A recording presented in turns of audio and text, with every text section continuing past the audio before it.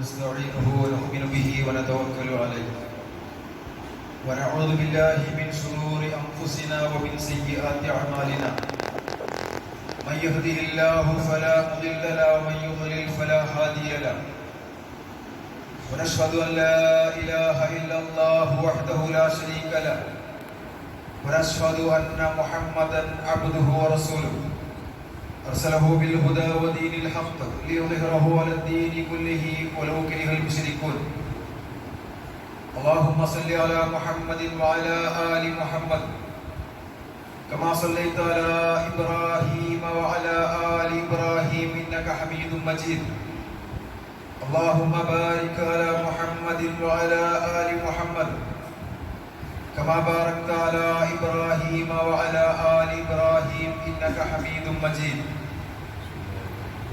أما بعد فإن خير الكلام كلام الله وخير السنن سنن محمد صلى الله عليه وسلم وشر الأمور محدثاتها وكل محدثة بدعة وكل بدعة ضلالة وكل ضلالة في النار يا أيها الذين آمنوا اتقوا الله حق تقاته ولا تموتن إلا وأنتم مسلمون أعوذ بالله من الشيطان الرجيم لقد كان لكم في رسول الله أسوة حسنة لمن كان يرجو الله واليوم الآخر وذكر الله كثيرا ബഹുമാന്യരായ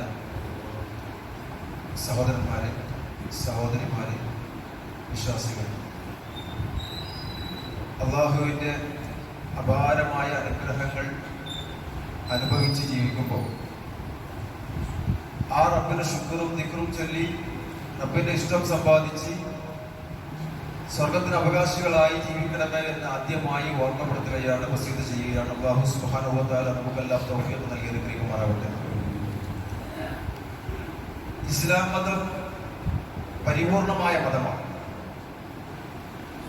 അതിന്റെ പരിപൂർണത അറിയിച്ചുകൊണ്ടാണ് പ്രവാചകൻ സല്ലല്ലാഹു അലൈഹി വസല്ലമ ഈ ലോകത്ത് നിന്ന് വിടവാങ്ങി പോയിട്ടുള്ളത്. ആ മതത്തിലേക്ക് എന്തെങ്കിലും കൂട്ടിച്ചേർക്കുവാനോ ആ മതത്തിൽ നിന്ന് എന്തെങ്കിലും വെട്ടിച്ചുരുക്കുവാനോ ഒരാൾക്കും അവകാശമില്ല എന്നുള്ളതും നബി സല്ലല്ലാഹു അലൈഹി വസല്ലമ വളരെ ഗൗരവത്തോടു കൂടി നമ്മളെ പഠിപ്പിച്ച കാര്യമാണ്. ആരെങ്കിലും ആ മതത്തിൽ വല്ലതും കൂട്ടിച്ചേർത്താൽ അതല്ലെങ്കിൽ ആ മതത്തിൽ നിന്ന് വല്ലതും വെട്ടിച്ചുരുക്കിയാൽ അവൻ ബാധിക്കുന്നത് നബി സല്ലല്ലാഹു അലൈഹി വസല്ലം ദീനിൽ വഞ്ചന നടത്തി എന്നുള്ളതാണ്. ഇമാം ഷാഫി റഹ്മത്തുള്ളാഹി പറയുന്നു, മതത്തിൽ ഇല്ലാത്തൊരു കാര്യം അതിൽ കൂട്ടിച്ചേർത്തിയാൽ അയാൾ ബാധിക്കുന്നത് നബി സല്ലല്ലാഹു അലൈഹി വസല്ലം അക്കാര്യം പറഞ്ഞു തരാതെ പോയി എന്നുള്ളതാണ്. ഇനി മതത്തിലുള്ള ഒരു കാര്യം വെട്ടിച്ചുരുക്കിയാൽ അത് ഇസ്ലാമിൽ ഇല്ലാത്തൊരു കാര്യമായിരുന്നു, പക്ഷെ പ്രവാചകൻ അത് വിരോധിക്കാതെ പോയി എന്നുള്ളതാണ്. ചുരുക്കത്തില് നബി സല്ലല്ലാഹു അലൈഹി വസല്ലം എന്താണോ കൊണ്ടുവന്നത് അത് സ്വീകരിക്കുകയോ നബി സല്ലല്ലാഹു അലൈഹി വസല്ലം എന്താണോ നമ്മളോട് വിലക്കിയിരിക്കുന്നത് അതിനെ വർജിക്കുകയും ചെയ്യുക എന്നുള്ളത് വിശ്വാസികളായ നമ്മുടെ ഓരോരുത്തരുടെയും ബാധ്യതയാണ്. പക്ഷെ ഇന്നത്തെ ഒരു അവസ്ഥ വളരെ ഖേദകരമെന്ന് പറയട്ടെ. മുസ്ലിം സൊസൈറ്റിയിൽപ്പെട്ട ആളുകൾ, മുസ്ലിം സമൂഹത്തിൽപ്പെട്ട ആളുകൾ മുസ്ലിം നാമധാരികളായി മാറുന്നു എന്നുള്ളത് സത്യമായൊരു കാര്യമാണ്. പലർക്കും ഇസ്ലാമിന്റെ പേരുകളാണ്, മുസ്ലിമുകളെ പേരുകളാണ്. മുഹമ്മദ്, അബൂബക്കർ, ഉമർ, ഉസ്മാൻ എന്നുള്ള സഹാബാക്കളുടെയും മുസ്ലിമുകളുടെയും ഒക്കെ പേരുകൾ പലർക്കുമുണ്ട്. പക്ഷെ ഇസ്ലാം കാണാൻ സാധ്യമല്ല. ഫാത്തിമ, ഖദീജ, ആയിഷ തുടങ്ങിയ പേരുകൾ മുസ്ലിം സഹോദരിമാർക്ക് ഇടുന്നുണ്ട്. പക്ഷേ ഇസ്ലാമിനെ കാണാൻ സാധിക്കുന്നില്ല. ഇവിടെയാണ് എന്താണ് ഇസ്ലാം എന്നത് വളരെ കൃത്യമായും വ്യക്തമായും നമ്മൾ പഠിക്കണം എന്ന് പറയുന്നത്. ഇന്ന് കാട്ടിക്കൊടുന്ന ആഭാസങ്ങൾ, ഇസ്ലാമിന്റെ പേരിൽ, ദീനിന്റെ പേരിൽ, പ്രവാചകന്റെ പേരിൽ ഒക്കെ കാട്ടിക്കൊടുന്ന ഓരോ ആഭാസങ്ങൾ കാണുമ്പോൾ ഇതാണ് ദീന് എന്ന ആളുകൾ തെറ്റിദ്ധരിച്ചിരിക്കുകയാണ്. റബീഉൽ അവ്വൽ മാസത്തിലാണ് നാം ജീവിക്കുന്നത്. വളരെ പ്രാധാന്യമുള്ള മാസമാണ്. നബി സല്ലല്ലാഹു അലൈഹി വസല്ലം മരണപ്പെട്ട മാസമാണ്. വിശ്വാസികളായ ആളുകൾക്ക് ഒരിക്കലും മറക്കാൻ പറ്റാത്ത മാസമാണ്.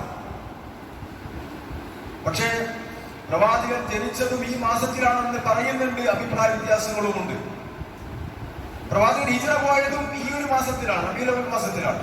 അതുകൊണ്ട് തന്നെ ഈ ഒരു മാസം വിശ്വാസികളെ സംബന്ധിച്ചിടത്തോളം വളരെ പ്രാധാന്യമുള്ള മാസമാണ്. പക്ഷേ പ്രവാചകൻ മരണപ്പെട്ട ഈ മാസത്തില് തോരണങ്ങൾ തൂക്കി, കൊടികളേന്തി, മുദ്രാവാക്യം മുഴക്കി, അതുപോലെ തന്നെ കുഴലൂത്തും ദഫുമുട്ടും കോൽക്കളിയും ഒക്കെ നടത്തി, ബാൻഡ് അഭിവാദ്യങ്ങളും വാൾപ്പായറ്റും സർക്കസുകളും ഒക്കെ നടത്തി റോഡുകൾ ബ്ലോക്ക് ചെയ്യുന്ന ഒരു പരിപാടി. അത് പ്രവാചകന് ശീലമില്ലാത്തതാണ്, സഹാബാക്കൾക്ക് പരിചയമില്ലാത്തതാണ്, സലഫ് സാലിഹീങ്ങൾക്ക് ആർക്കും അറിയാത്തൊരു കാര്യമാണ്. ഇന്ന് അതാണ് നടന്നുകൊണ്ടിരിക്കുന്നത്. കൃത്യമായി നമസ്കരിക്കാത്ത ഒരു മനുഷ്യനും കൃത്യമായി നോമ്പെടുക്കാത്ത ഒരു മനുഷ്യനും വർഷത്തിലൊരിക്കൽ പ്രവാചകന്റെ ജന്മദിനം കൊണ്ടാടിയാൽ, ആ ജാഥയിലൊന്ന് പങ്കെടുത്താൽ, ആ മധുരമൊന്ന് നുണഞ്ഞാൽ അവനും പ്രവാചക സ്നേഹിയായി, സ്വർഗത്തിന് അവകാശിയായി, യഥാർത്ഥ മുസ്ലിമായി എന്നൊക്കെ തെറ്റിദ്ധരിച്ചു കൊണ്ടിരിക്കുന്ന ഒരു കാലഘട്ടം. പക്ഷേ സഹോദരന്മാരെ, വിശ്വാസികളെ, ഇത് ഓരോ സ്ഥലങ്ങൾക്കനുസരിച്ച് വ്യത്യസ്തമാണ്, വ്യത്യസ്ത രീതികളാണ്. ഓരോ വർഷങ്ങളിലും മാറി മാറിക്കൊണ്ടിരിക്കുന്ന കാഴ്ചകളാണ് നമ്മൾ കണ്ടുകൊണ്ടിരിക്കുന്നത്. എന്താണ് അതിന്റെ കാരണം?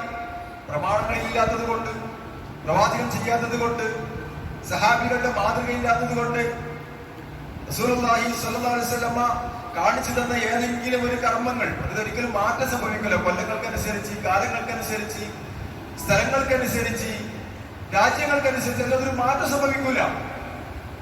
5 നേര നമസ്കാരമാണ് ലോകത്തെവിടെയും, എല്ലാ സ്ഥലങ്ങളിലും സുബഹി 2 റക്അത്താണ്. കാരണം എന്താ? അത് പ്രവാചകന്റെ മാതൃകയുള്ളതാണ്. ഖുർആനിലും ഹദീസിലും ഒക്കെ വ്യക്തമായ രേഖപ്പെട്ട് കിടക്കുന്ന കാര്യങ്ങളാണ്.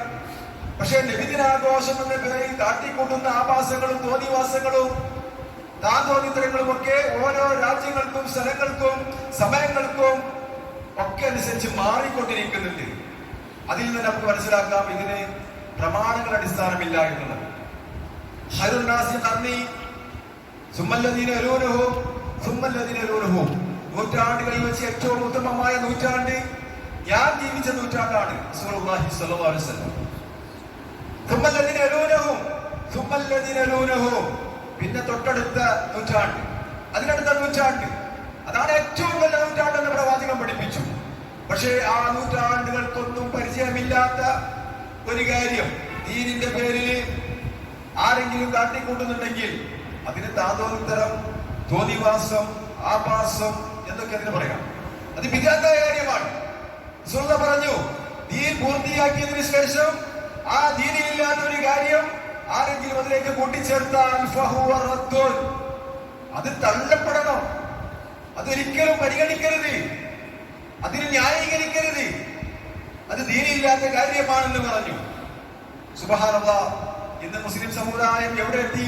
അത് ആഘോഷിക്കാത്ത ആളുകൾ പ്രവാചകനെ സ്നേഹിക്കാത്ത ആളുകളാണെന്ന് പറയുന്ന ഒരവസ്ഥയിലേക്ക് എത്തി. നോക്കൂ നിങ്ങൾ, അശറത്തുൽ മുബശ്ശിരീൻ ജീവിച്ചിരിക്കുന്ന കാലത്ത് തന്നെ അള്ളാഹു സ്വർഗമുണ്ട് എന്ന് സന്തോഷ വാർത്ത അറിയിക്കപ്പെട്ട 10ഓളം സഹാബാക്കിറാമുകൾ, അവർക്ക് ആർക്കും പരിചയമില്ലല്ലോ.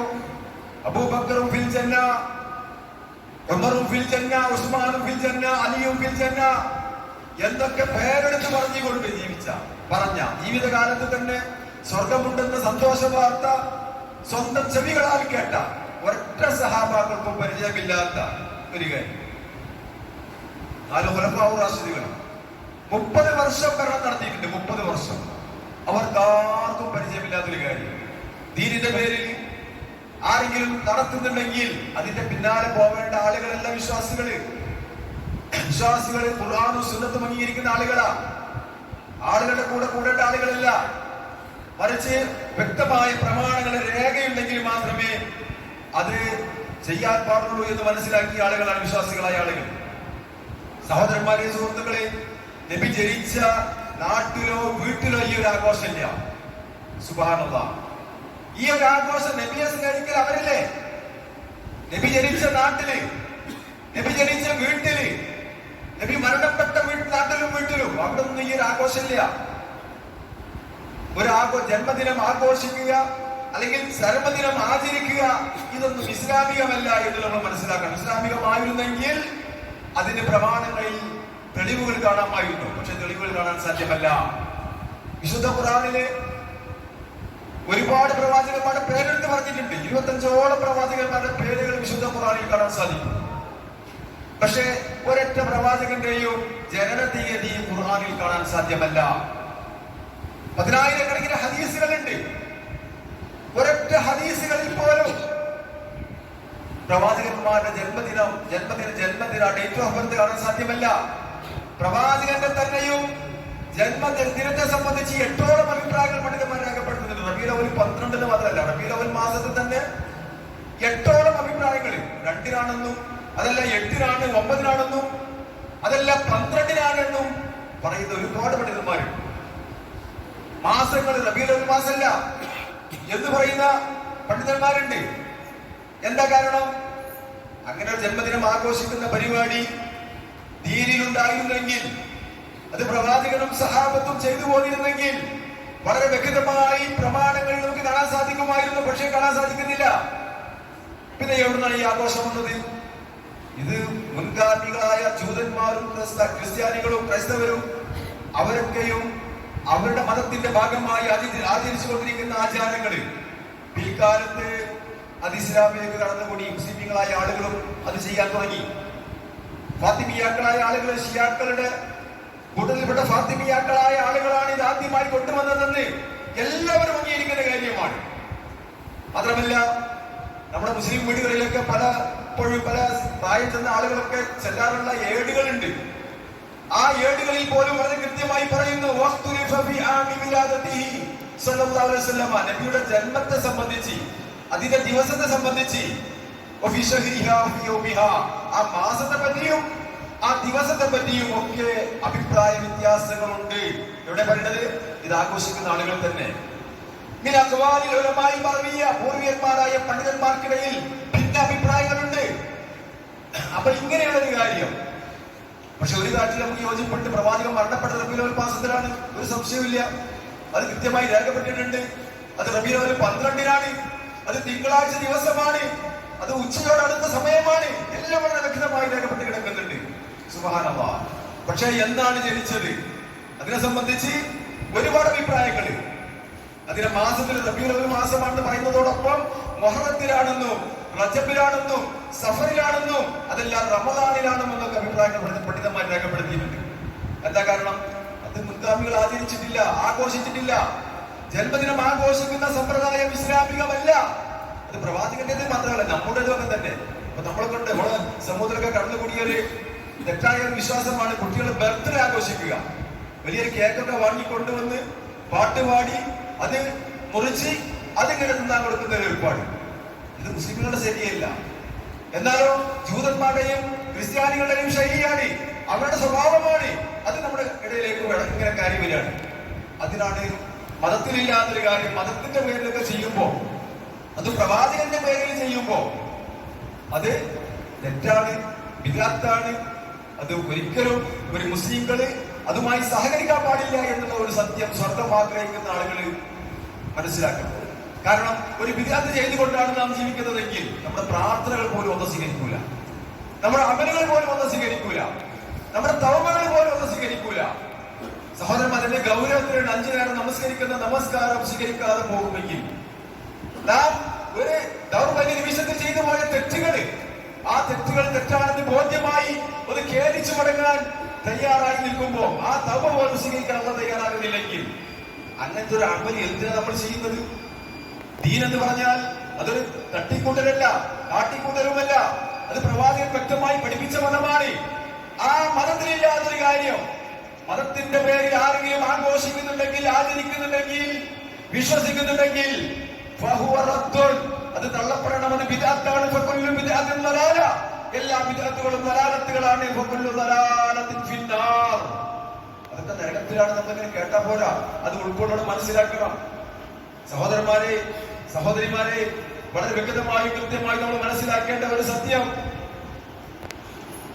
ഈ ആഘോഷങ്ങൾ സംഘടിപ്പിക്കുന്ന ആളുകൾ പോലും പള്ളി ദർസുകളിൽ ഓതി പഠിപ്പിക്കുന്ന അല്ലെങ്കിൽ ഓതി പഠിക്കുന്ന ഫത്ഹുൽ മുഈൻ എന്ന് പറയുന്ന അതിന്റെ വ്യാഖ്യാന ഗ്രന്ഥമായ ഇആനത്തുൽ ത്വാലിബീൻ, അതിന്റെ 3-ാം വാള്യം 364-ാമത്തെ പേജിൽ വളരെ വ്യക്തമായി പറയുന്നു, ഇന്ന അമലൽ മൗലിദി ഹദസ ബഅദൽ ഖുറൂനി സലാസ, 3 നൂറ്റാണ്ടുകൾക്ക് ശേഷമാണ് ഇത്തരമൊരു സമ്പ്രദായം തന്നെ ഉണ്ടായിരുന്നത്. ഏത് ഖൈറുൽ ഖുറൂനി ഖർനി തുമ്മല്ലദീന യലൂനഹും സുമ്മല്ലദീന യലൂനഹും എന്ന് പറഞ്ഞ ഉത്തമമായ 3 നൂറ്റാണ്ടുകൾക്ക് ശേഷമാണ് ഈ നബിദിനം ആഘോഷിക്കുന്ന സമ്പ്രദായം തന്നെ ഉണ്ടായത് എന്ന് ഇത് ആഘോഷിക്കുന്ന ആളുകൾ പോലും പറയുമ്പോൾ നെഞ്ചത്ത് കൈവച്ചുകൊണ്ട് നമ്മൾ ആലോചിക്കണം, അതിന്റെ പിന്നാലെ നമ്മൾ പോകേണ്ടതുണ്ടോ? അതിന്റെ പിന്നാലെ നമ്മൾ പോകേണ്ടതുണ്ടോ? മാത്രമല്ല, ആരാ ഉണ്ടാക്കിയത്? മുളുഫർ എന്ന് പറയുന്ന ഒരു രാജാവാണ്. സാഹിബു ഹിർബൽ, ഹിർബലിലെ ആളാണ്. 630 ജനിച്ച ആളാണ്. ആ ഒരു ആചാരം ഒരിക്കലും അതിന്റെ പിന്നാലെ വിശ്വാസികൾക്ക് പോകാൻ പാടില്ല. നല്ലതല്ലേ, അന്നദാനമല്ലേ, മദ്ഹല്ലേ എന്തൊക്കെ പറഞ്ഞതിന്റെ പിന്നാലെ വിശ്വാസമുള്ള ഒരാൾക്ക് പോവാൻ പാടില്ല. കാരണം ഇമാം താജുദ്ദീൻ അൽ-ഫാത്തിഹാനി അദ്ദേഹം വളരെ വ്യക്തമായി രേഖപ്പെടുത്തുന്നു, ലാ അഅലമു ലിഹാദൽ മൗലിദി അസ്ലുൻ, ഈ മൗലിദാഘോഷത്തിന്, ജന്മദിനാഘോഷത്തിന് ഒരു അസ്ലുമില്ല, ഒരു അസ്ലും കണ്ടിട്ടില്ല, ഒരു അടിസ്ഥാനവുമില്ല. ഫീ കിതാബിൻ വലാ സുന്ന, അല്ലാഹുവിന്റെ ഖുർആനിലുമില്ല, പ്രവാചകന്റെ സുന്നത്തിലുമില്ല. വലം യുഖൽ അൻ അഹദിൻ മിൻ ഉലമാഇ ഉമ്മ, ഈ ഉമ്മത്തിലെ ഉലമാക്കളിൽ അത്തരം ഒരു കാര്യവും റിപ്പോർട്ട് ചെയ്തിട്ടില്ല. ബൽ ഹുവ ബിദ്അത്തുൻ, എന്നാൽ അത് ബിദ്അത്താണ്, അനാചാരമാണ്. അഹദസഹുൽ ബക്കാലൂൻ, പക്ഷെ തീറ്റക്കൊതിയന്മാരായ ആളുകള്, അധികാര കൊതിയന്മാരായ ആളുകള്, അവരൊക്കെയും തട്ടിക്കൂട്ടി ഉണ്ടാക്കിയ ഏർപ്പാടാണെന്ന് ആരാ പറയുന്നത്? മുസ്ലിം ലോകത്തെ പ്രധാനപ്പെട്ട പണ്ഡിതന്മാരാണ്. സഹോദരന്മാരെ, അതുകൊണ്ട് നെഞ്ചത്ത് കൈവച്ചുകൊണ്ട് നമ്മളോട് ചോദിക്കേണ്ട ഒരു ചോദ്യമുണ്ട്. അള്ളാഹുവിന്റെ ഖുർആനിൽ ഇല്ലാത്തൊരു കാര്യം നമ്മൾ ചെയ്യേണ്ടതുണ്ടോ? അള്ളാഹുവിന്റെ പ്രവാചകൻ കാണിച്ചു തരാത്തൊരു കാര്യം നമ്മൾ ചെയ്യേണ്ടതുണ്ടോ? 23 വർഷക്കാലം പ്രവാചകനായി ജീവിച്ചു. ആ പ്രവാചകന്റെ ജന്മദിനം പ്രവാചകൻ കൊണ്ടാടിയിട്ടില്ല, അത് സഹാബാക്കൾ കൊണ്ടാടിയിട്ടില്ല, അത് പ്രവാചകന്റെ ഭാര്യമാർ ആരും കൊണ്ടാടിയിട്ടില്ല. അവരല്ലേ നമ്മളെക്കാൾ പ്രവാചകനെ സ്നേഹിച്ച ആളുകൾ, അല്ലേ? നമ്മളെക്കാൾ പ്രവാചകനോട് സ്നേഹം പ്രവാചകന്റെ ഭാര്യമാർക്കില്ലേ? പ്രവാചകന്റെ മക്കൾക്കില്ലേ? പ്രവാചകന്റെ അനുജന്മാർക്കില്ലേ? അവർക്കാർക്കും ഇല്ലാത്തൊരു സ്നേഹം, പ്രവാചകന്റെ നാട്ടുകാർക്കില്ലാത്തൊരു സ്നേഹം. ദീനിന്റെ പേരിൽ ആരെങ്കിലും നടത്തുന്നുണ്ടെങ്കിൽ അതിന്റെ പിന്നാലെ പോകേണ്ട ആളുകളെല്ലാം മുസ്ലിങ്ങള്. മഹദി ആയിഷ റളിയല്ലാഹു അൻഹ പ്രവാചകന്റെ വഫാത്തിന് ശേഷം 48ഓളം വർഷം ജീവിച്ചു. 48 വർഷം, കുറച്ചു കാലമല്ല, ഏതെങ്കിലും ഒരു വർഷം മഹദി ആയിഷ റളിയല്ലാഹു അൻഹ പ്രവാചകന്റെ ജന്മദിനം ആഘോഷിച്ചിട്ടുണ്ടോ? ആരാണ് ആയിഷ റളിയല്ലാഹു അൻഹ? അബൂബക്കർ സിദ്ദീഖ് റളിയല്ലാഹു അൻഹു മകളല്ലേ? പ്രവാചകന്റെ ഭാര്യയല്ലേ? ഉമർ ഇബ്നു ഖത്താബ് റളിയല്ലാഹു അൻഹുവിന്റെ മകള് ഹഫ്സ റളിയല്ലാഹു അൻഹ പ്രവാചകന്റെ ഭാര്യയല്ലേ? അവര് പ്രവാചകന്റെ മരണത്തിന് ശേഷം 35ഓളം വർഷം ജീവിച്ചു. അവരാരും ഈ ആഘോഷം സംഘടിപ്പിച്ചിട്ടില്ല, ആഘോഷിച്ചിട്ടില്ല. അവർക്ക് ഇങ്ങനത്തെ ആഘോഷം അറിയില്ല, ഈ ജന്മദിനാഘോഷം. ആ ഒരു ആഘോഷം ഇസ്ലാമിന്റെ പേരിൽ ആരെങ്കിലും നടത്തുന്നുണ്ടെങ്കിൽ അതിനാണ് ബിദ്അത്ത് എന്ന് പറയാ. നമ്മൾ ബിദ്അത്ത് ഇങ്ങനെ പഠിച്ചാൽ പോരല്ലോ, ജീവിതത്തിൽ പകർത്തണ്ടേ, അത് ഉൾക്കൊള്ളണ്ടേ. മഹാനായ അബൂബക്കർ സിദ്ദീഖ് റളിയല്ലാഹു അൻഹു പ്രവാചകന് ശേഷം 2 വർഷവും 3 മാസവും 10 ദിവസവും ഭരണം നടത്തി. ഒരൊറ്റ ദിവസത്തിൽ പോലും, ഒരൊറ്റ വർഷത്തിൽ പോലും ഇത് ആഘോഷിച്ചിട്ടില്ല. മഹാനായ ഉമർ ഇബ്നു ഖത്താബ് റളിയല്ലാഹു അൻഹു 10 വർഷവും 5 മാസവും 21 ദിവസവും ഖലീഫയായി ഭരണം നടത്തി. ഒരൊറ്റ വർഷവും ഇത് ആഘോഷിച്ചിട്ടില്ല. മഹാനായ ഉസ്മാൻ റളിയല്ലാഹു അൻഹു 12 വർഷം ഭരണം നടത്തി. അലി റളിയല്ലാഹു അൻഹു 6 വർഷം ഭരണം നടത്തി, ഖലീഫയായി. അവരാരും ആഘോഷിക്കാത്തത് ആഘോഷം, അത് ഇസ്ലാമിന്റെ പേരിൽ ഒരിക്കലും നമുക്ക് ആഘോഷിക്കാൻ പാടില്ല എന്നൊരു സത്യം നമ്മൾ തിരിച്ചറിയണം സഹോദരന്മാരെ. അതാണ് ദീന്, അതാണ് ദീന്. വിദ്യാർത്ഥിയിൽ നിന്ന് മാറി നിൽക്കാനുള്ള ഒരു മൈൻഡ്, ഒരു മെന്റാലിറ്റി, ഒരു നട്ടല്, ഒരു ത്രാണിത്വം, ഒരു ദൃഢമായ വിശ്വാസം. അവരല്ലേ വിശ്വാസി, അവരല്ലേ മോമിന്. അല്ല ആളുകളുടെ കൂടെ കൂടി മഹല്ലുകാരെങ്ങനെയാണ്, നാട്ടുകാരെങ്ങനെയാണ്, വീട്ടുകാരെങ്ങനെയാണ്, സുഹൃത്തുക്കൾ എങ്ങനെയാണ് എന്നൊക്കെ പറഞ്ഞ് അവരൊപ്പം കൂടുന്നത് വിശ്വാസമല്ലല്ലോ. വിശ്വാസം രൂപപ്പെടുന്നത് ഖുർആനിലൂടെയാണ്, ഹദീസിലൂടെയാണ്, പ്രവാചകൻ സനയിലൂടെയാണ്. ഞാൻ നിങ്ങൾ ഓതി കേൾപ്പിച്ച ആയത്ത് അല്ലാഹു സുബ്ഹാനഹു വ തആല കൃത്യമായി പറയുന്നു, ലഖദ് കാന ലക്കും ഫീ റസൂലില്ലാഹി ഉസ്വത്തുൻ ഹസന ലിമൻ കാന യർജുല്ലാഹ വൽ യൗമൽ ആഖിറ വ ദക്കറല്ലാഹ കസീറാ. ലഖദ് കാന ലക്കും ഫീ റസൂലില്ലാഹ്, അല്ലാഹുവിന്റെ റസൂലിന്റെ ജീവിതത്തിൽ ഉസ്വത്തുൻ ഹസന, നിങ്ങൾക്ക് വ്യക്തമായ മാതൃകയുണ്ട്. ആരുടെ ജീവിതത്തിൽ? റസൂലുള്ളാഹിന്റെ ജീവിതത്തിൽ. ആരാ റസൂലുള്ളാഹ്? ദീന് പഠിപ്പിക്കാൻ വേണ്ടി അല്ലാഹു നിയോഗിച്ച പ്രവാചകൻ. ആ ആ പ്രവാചകൻ ദീന് പഠിപ്പിച്ച് പരിപൂർണമാക്കി ബന്ധപ്പെട്ടു പോയി. ആ പ്രവാചകൻ എന്താണോ ദീനായി കൊണ്ടുവന്നത് അത് സ്വീകരിക്കണം. റസൂലുള്ളാഹി എന്ത് കൊണ്ടുവന്നോ അത് സ്വീകരിക്കുക. റസൂലുള്ളാഹി എന്ത് വിരോധിച്ചുവോ അതിൽ നിന്ന് മാറി നിൽക്കുക. അതിൽ നിങ്ങൾക്ക് വ്യക്തമായ മാതൃകയുണ്ട്. അള്ളാഹുവിന്റെ പ്രീതി ആഗ്രഹിക്കുന്ന, നാളെ പരലോകത്ത് സ്വർഗം ആഗ്രഹിക്കുന്ന മുഴുവൻ ആളുകൾക്കും അള്ളാഹുവിന്റെ പ്രവാചകനിൽ വ്യക്തമായ മാതൃകയുണ്ട്. അല്ലാത്ത ആളുകൾ സത്യമല്ല. ഒരു കാനേശ്വമാരി കണക്കിൽ മുസ്ലിമിനെ പറ്റിയല്ല, മുസ്ലിം നാമധാരികളെ പറ്റിയല്ല, ഇസ്ലാമിന്റെ ഏതെങ്കിലും ഒരു വക്കിൽ കയറി നിൽക്കുന്ന ആളുകളെ പറ്റിയല്ല. മുസ്ലിങ്ങൾ പല ടൈപ്പ് ആളുകളാണ്. ചില പേരുകൊണ്ട് മാത്രം മുസ്ലിമായ ആളുണ്ടാവും, ചില ബാപ്പി മുസ്ലിം ആയതുകൊണ്ട് മുസ്ലിമായി അറിയപ്പെട്ട ആളുകളുണ്ടാവും. ചില ആളുകൾ വെള്ളിയാഴ്ച മാത്രം പള്ളിയിൽ കയറുന്നതുകൊണ്ട് മുസ്ലിമായി അറിയപ്പെടുന്ന ആളുകളുണ്ടാവും. ചില ആളുകൾ തോന്നിയ സമയത്ത് നിസ്കരിക്കും, അവർക്ക് തോന്നുമ്പോ തോന്നിയ വക്ത് നിസ്കരിക്കും, തോന്നിയ ദിവസം നിസ്കരിക്കും. അങ്ങനെ കുറെ മുസ്ലിമികളുണ്ട്. പക്ഷെ ഇതൊന്നും അള്ളാഹുവിന്റെ അടുക്കൽ മുസ്ലിമികളല്ല.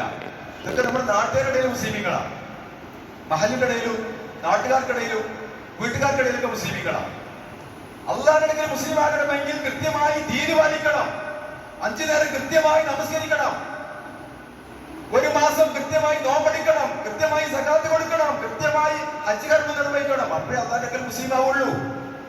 അങ്ങനെ അള്ളാഹുവിന്റെ സ്വർഗം ആഗ്രഹിച്ചുകൊണ്ട് നാളെ പരലോകത്ത് സ്വർഗം കിട്ടണമെന്ന ആഗ്രഹത്തോടു കൂടി ആരെങ്കിലും ജീവിക്കുന്നുണ്ടെങ്കിൽ അള്ളാഹുവിന്റെ പ്രവാചകന്റെ ജീവിതത്തിലാണ് നിങ്ങൾക്ക് മാതൃകയുള്ളത്, നാട്ടുകാരുടെ ജീവിതത്തിലല്ല.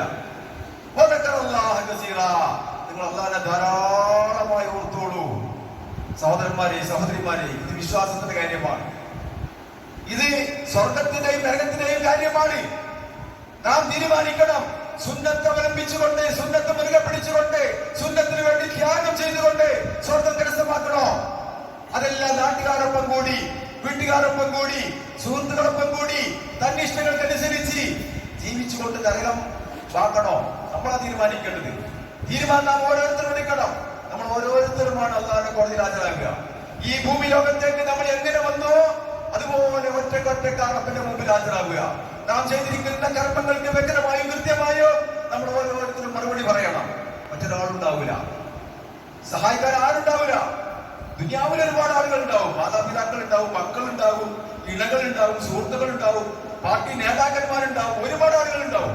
എന്ത് തോന്നിയാസം ചെയ്താലും രക്ഷപ്പെടുത്താൻ. പക്ഷെ പരലോകത്ത് ഉണ്ടാവൂല. അവനവൻ ചെയ്ത കർമ്മങ്ങൾ മാത്രം. എന്താണോ ചെയ്തത് അതുണ്ടാവും.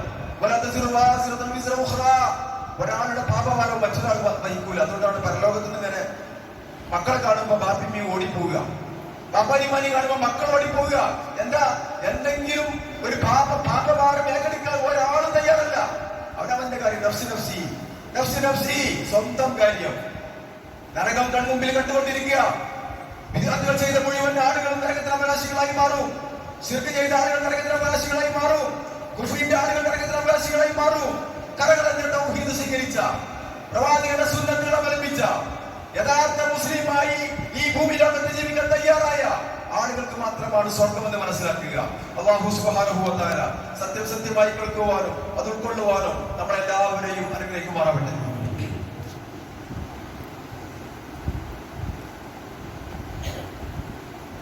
അൽഹംദുലില്ലാഹ് വസ്സലാത്തു വസ്സലാമു അലാ റസൂലില്ലാഹ് വഅലാ ആലിഹി വസഹ്ബിഹി അജ്മഈൻ. അമ്മാ ബഅദ്. തഖ്വല്ലാഹ ഇബാദല്ലാഹ്. സഹോദരന്മാരെ, വിശ്വാസികളെ, ഖുർആനും സുന്നത്തും അറിഞ്ഞും അനുസരിച്ച് ജീവിക്കണം എന്നൊരിക്കൽ കൂടി ഓർമ്മപ്പെടുത്തുകയാണ്, വസീയത്ത് ചെയ്യുകയാണ്. ഇപ്പൊ കഴിഞ്ഞ ദിവസം ഒരു മയ്യിത്ത് നമസ്കാരം നിർവഹിച്ച ആളുകളാണ് നമ്മളിൽ പല ആളുകളും. നമ്മുടെ ബഹുമാനീയനായ റഫീഖ് സാഹിബ് നമ്മുടെ പള്ളിയുടെ ഭാരവാഹിയാണ്, ഓർഫനേജിന്റെ മെമ്പറാണ്. ഒരുപാട് നല്ല നല്ല സ്ഥാപനങ്ങളുമായി ബന്ധപ്പെട്ട് പ്രവർത്തിച്ചുകൊണ്ടിരിക്കുന്ന ഒരു നല്ലൊരു മനുഷ്യൻ.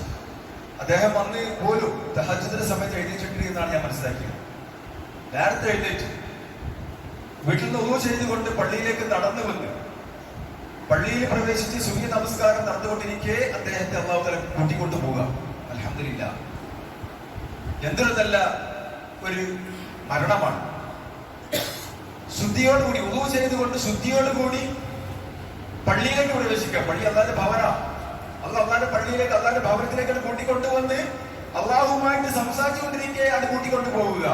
അൽഹംദുലില്ലാഹ്, അള്ളാഹു അദ്ദേഹത്തിന്റെ ഖബറിനെ വിശാലമാക്കുമാറാവട്ടെ. സ്വർഗത്തിൽ അള്ളാഹു അദ്ദേഹത്തിന് ഉയർന്ന സ്ഥാനത്തിൽ അനുഗ്രഹിക്കുമാറാവട്ടെ. സഹോദരന്മാരെ, ഇതിലൊക്കെ നമുക്ക് ഒരു വലിയൊരു പാഠമുണ്ട്. മരണം നമ്മൾ ഉൾക്കൊള്ളണം. എപ്പോഴാണോ സമയം അള്ളാഹ് കണക്കാക്കിയത് ആ സമയത്ത് മലക്കുൽ മൗത്ത് വരും. അതിനൊരു സംശയമില്ല. മരണത്തിൽ നമ്മൾ വെപ്രാളപ്പെട്ടിട്ട് കാര്യമില്ല. ഇത് അള്ളാഹു നമുക്ക് ഒരു അത്ഭുതം ഉണ്ടെങ്കിലും അള്ളാഹിന്റെ ദർബാറിൽ, അള്ളാഹിന്റെ രേഖയിൽ അള്ളാഹു മുൻകൂട്ടി രേഖപ്പെടുത്തിയ കാര്യമാണ്. ഇന്ന സ്ഥലത്ത് വെച്ച് മരിക്കും, ഇന്ന സമയത്ത് മരിക്കും. നമുക്കും അങ്ങനെ ഒരു ദിവസമുണ്ട്, അങ്ങനെ ഒരു സ്ഥലവും സമയവും ഉണ്ട്. നമുക്ക് അറിഞ്ഞുകൂടാ. അള്ളാഹു എല്ലാം ഷേറാക്കി മാറ്റുമാറാകട്ടെ. എന്തായാലും മരണം ഉറപ്പാണ്. അൽ മൗതു ബാബുൻ കുല്ലുന്നാസു ദാഖിലുഹു. എല്ലാവരും ആ മരണത്തിന്റെ വാതിലൂടെ പ്രവേശിക്കും. അതിൽ യാതൊരു സംശയവുമില്ല. നമ്മുടെ ആ മരണമൊക്കെ ഹൈറായി തീരാൻ വേണ്ടി നമ്മൾ അതാണ് പ്രാർത്ഥിക്കണം. എപ്പം മരിക്കുകയാണെങ്കിലും, എവിടുന്ന് മരിക്കുകയാണെങ്കിലും ആ മരണം ഹൈറാകണേ എന്നൊരു പ്രാർത്ഥന നമ്മൾ തയ്യാറാകണം. മലക്കുൽ മൗത്ത് വരുമ്പോൾ ആയിട്ടില്ല, നമ്മൾ ഡ്രസ്സ് മാറ്റട്ടെ, അല്ലെങ്കിൽ ഞാനത് കുളിച്ചു തരട്ടെ, അല്ലെങ്കിൽ രണ്ടരക്ക് നിസ്കരിക്കട്ടെ, ഒന്നും പറയാൻ നേരമില്ല. മലക്കുൽ മൗത്ത് എപ്പോഴാണ് വരുന്നത് അന്നേരം ഇറങ്ങി പോകണം. നമുക്കുമുണ്ട് ഡേറ്റ്, നമുക്കുമുണ്ട് സമയം, നമുക്കുമുണ്ട് സ്ഥലം, എല്ലാം രേഖപ്പെടുത്തിയിരിക്കുക. നമുക്ക് അറിഞ്ഞുകൂടാ.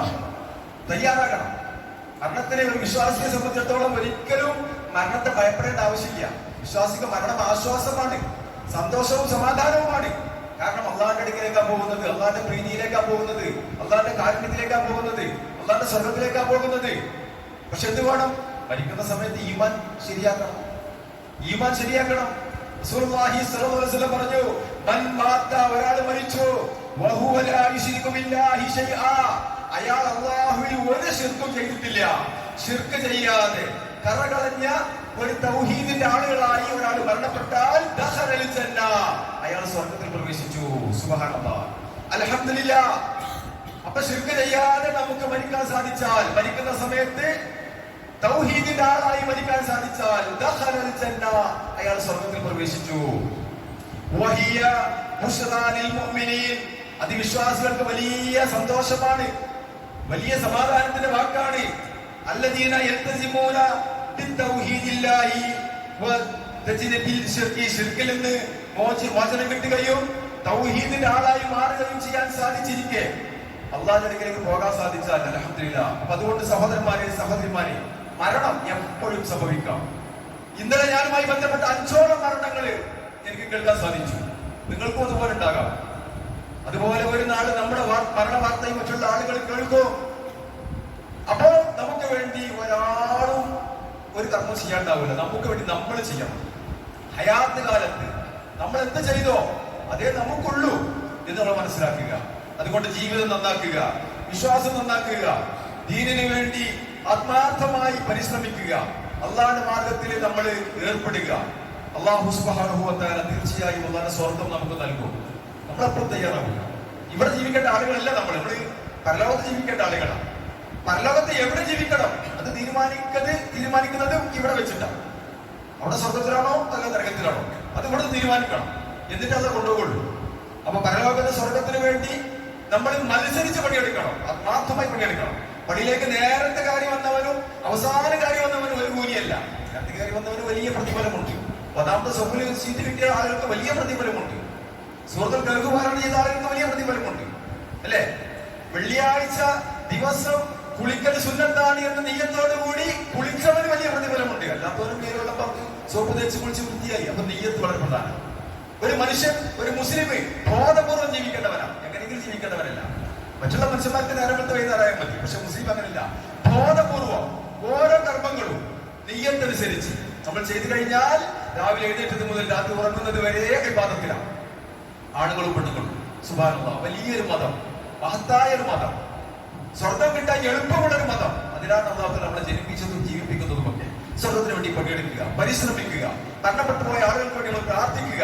പ്രത്യേകിച്ച് നമ്മുടെ റഫീഖ് സാഹിബ്, അദ്ദേഹത്തിന് വേണ്ടി എല്ലാവരും ആത്മാർത്ഥമായി പ്രാർത്ഥിക്കുക. നമുക്ക് എല്ലാം വേണ്ടപ്പെട്ട ഒരാളായിരുന്നു. അല്ലെങ്കിൽ നമുക്ക് വേണ്ടി മറ്റുള്ള ആളുകൾക്ക് പ്രാർത്ഥിക്കും. നമ്മുടെ ഒരു സുഹൃത്തിന് വേണ്ടി പ്രാർത്ഥിക്കുമ്പോൾ ആകാശലോകത്ത് മലക്ക് പ്രാർത്ഥിക്കും, നിനക്കും അല്ല കൊടുത്തേ, നിന്നോടുള്ള കാര്യം കാണിക്കട്ടെ. മലായിക്കത്തുകളുടെ പ്രാർത്ഥന ലഭിക്കാൻ പറ്റിയ ഒരു പ്രവർത്തനമാണ് മറ്റുള്ള ആളുകൾക്ക് വേണ്ടി നമ്മൾ പ്രാർത്ഥിക്കുക എന്നുള്ളത്. സുബ്ഹാനല്ലാഹ്, അല്ലാഹു തആല അനുഗ്രഹിക്കുമാറാകട്ടെ.